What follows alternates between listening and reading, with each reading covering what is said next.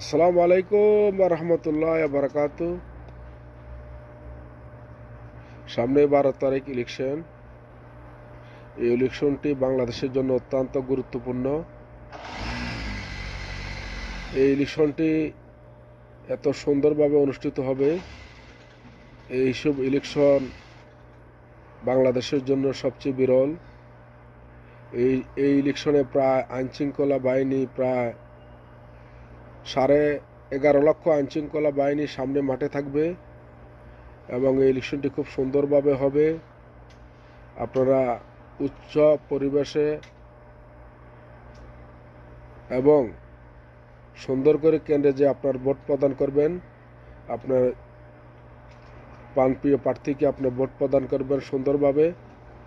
এবং এখানে আরেকটি ভোট আছে হ্যাঁ এবং না, অর্থাৎ বাংলাদেশ সরকারের এই যেহেতু এটা না ভোট হ্যাঁ ভোট অনুষ্ঠিত হবে, এখানে আপনি হ্যাঁ ভোটকে প্রতিষ্ঠিত করবেন। কারণ পরবর্তীতে আপনি দেশের সুন্দরভাবে হাল ধরে রাখার জন্য হ্যাঁ ভোটটিকে জয়যুক্ত করবেন।